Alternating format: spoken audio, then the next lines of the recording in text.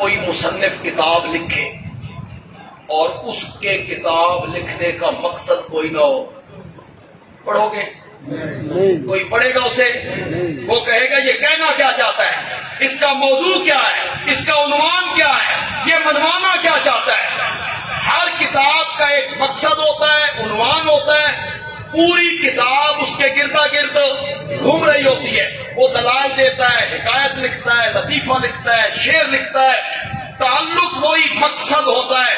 اسی طرح پورے قرآن کا ایک دعویٰ ہے، سارے قرآن کا ایک ہے دعویٰ ہے، اور وہ دعویٰ ہے لا الہ، یہ سارے قرآن کا دعویٰ ہے۔ ایاک نعبد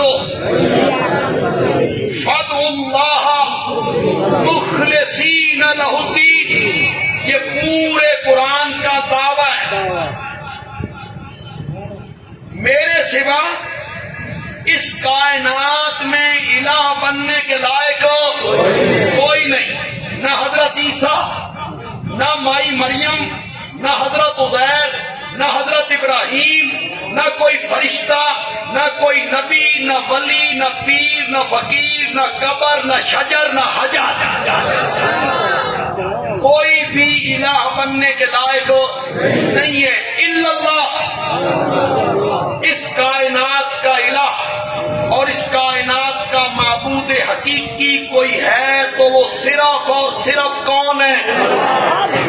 یہ پورے قرآن کا دعویٰ ہے، سارا قرآن اس کے گردا گرد گھومتا ہے، سارا قرآن اس کے گردا گرد گھومتا ہے۔ اس دعوے کی مثال بیج کی طرح ہے، بیج۔ آپ بیج بوتی ہیں، ایک درخت پیدا ہو گیا، انار کا، سیب کا، مالدے کا، آم کا۔ اس بیج کا اثر اس درخت کے تنے میں، اس بیج کا اثر اس درخت کی ٹہنیوں میں، اس بیج کا اثر اس درخت کے پتوں میں، اس بیج کا اثر اس درخت کے پھل میں، سب چیزوں کا تعلق اس بیج سے ہے۔ مولانا حسین علی کہتے ہیں یہ جو نماز ہے، روزہ ہے، حج ہے، زکوٰۃ ہے، قربانی ہے، حقوق ہے، معاملات ہیں، یہ سب ٹہنیوں کی طرح ہیں، پتوں کی طرح ہیں، پھلوں کی طرح ہیں۔ اس کا بیج ہے لا الہ الا اللہ۔ سارے قرآن کا جو دعویٰ ہے وہ کیا ہے؟ اور سے لا الہ الا اللہ۔ پھر اللہ، میں اب آپ کو سیر کرانے لگا ہوں قرآن کی، جگہ جگہ اللہ نے اس دعوے کو پیش کیا۔ آیت الکرسی پڑھیے، سورۃ آل عمران کی ابتدا پڑھیے، اللہ لا الہ الا ہو۔ دوسرا پارہ اٹھائیے، الہکم الہ واحد۔ چلو آخری سورت میں چلے جاتے ہیں، قل اعوذ برب الناس مالک الناس الہ الناس۔ یہی آواز لگ رہی ہے جگہ جگہ، ابتدا میں بھی آخر میں بھی، میرے سوا کائنات میں الہ بننے کے لائق کوئی نہیں ہے۔ پھر اپنے اس دعوے کو اللہ دھینگا مشتی سے منواتی ہیں، جبر سے منواتی ہیں، ڈنڈے کے زور سے منواتی ہیں، زور سے منواتی ہیں۔ اللہ کہتے ہیں مان میرے دعوے کو ورنہ تیری ٹانگیں توڑ دوں گا، نہیں، مان میرے دعوے کو ورنہ میں تجھے اندھا کر دوں گا، نہیں۔ نہ جبر سے منوایا، نہ زبردستی منوایا، نہ ڈنڈے کے زور سے منوایا، اللہ نے اپنے دعوے کو منوایا دلائل کے زور سے۔ قرآن بھرا پڑا ہے، اللہ تعالیٰ دلیلیں دیتی ہیں اس دعوے پر۔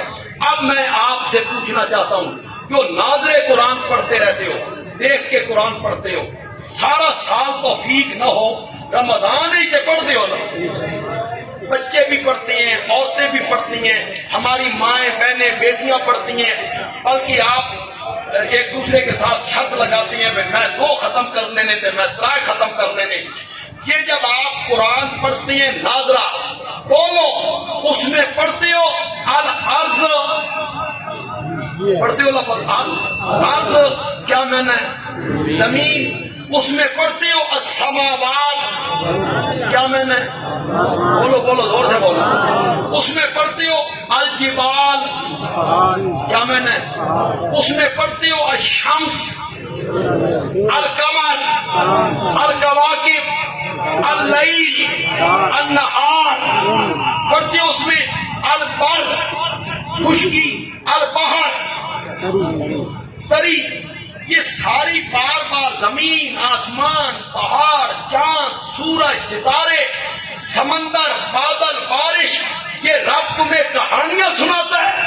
کہانیاں نہیں سناتا، رب عقلی دلائل دیتا ہے، عقلی دلیلیں دیتا ہے۔ اللہ کہتا ہے الہ بننے کے لائق وہ ہے جس نے چلتے ہوئے پانی پہ زمین کو ٹکایا تھا۔ الہ بننے کے لائق وہ ہے، الہ بننے کے لائق وہ ہے جس نے بغیر ستونوں کے آسمان کی چھت قائم کر دی۔ الہ بننے کے لائق وہ ہے جس نے دو سمندروں کو ملا کے چلایا، مرج البحرین۔ یہ سب دلیلیں عقلی ہیں، عقلی۔ یہ کیوں دیتے ہیں اللہ دلیلیں؟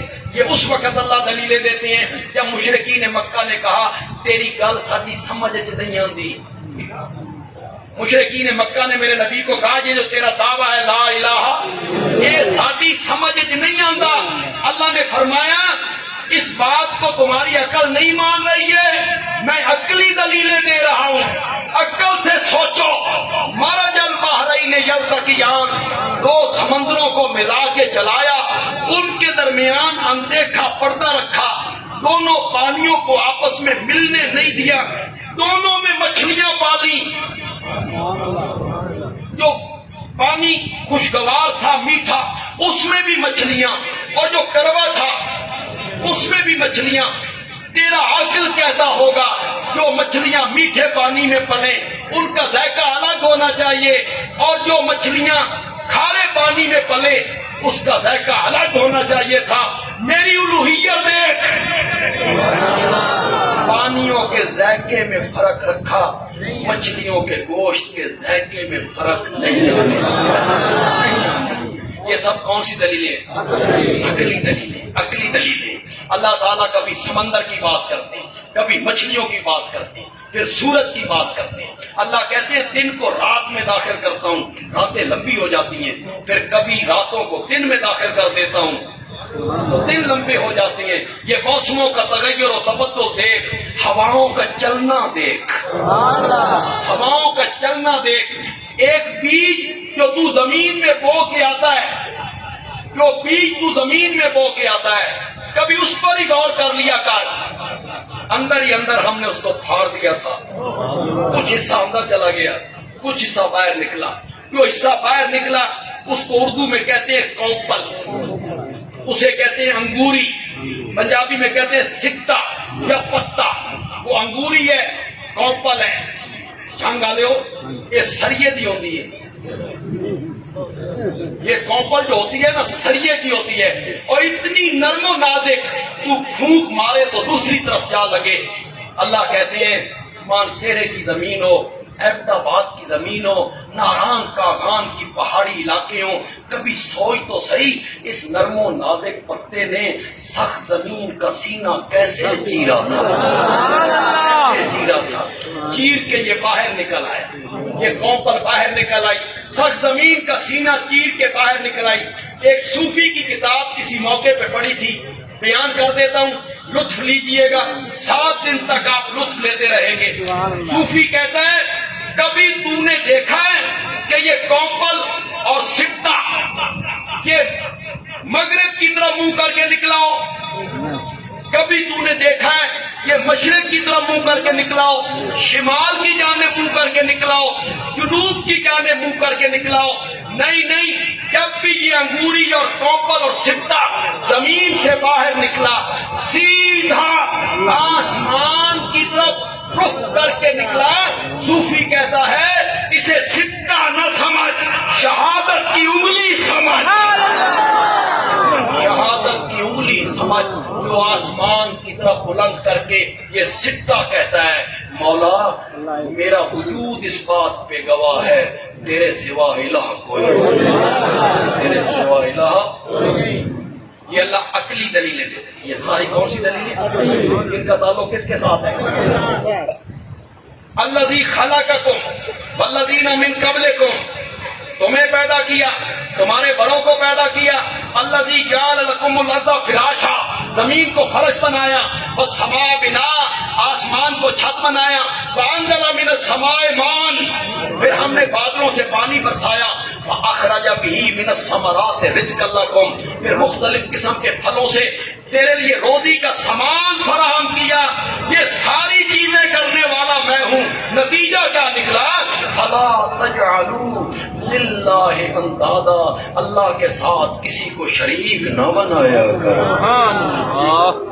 یہ سب کون سے دلائل ہیں؟ اب آپ قرآن پڑھیں گے اس رمضان میں تو آپ کو یہ ساری چیزیں پڑھتے ہوئے بڑا لطف آئے گا۔ الارض، السماء، الجبال، اللیل، النہار، الشمس،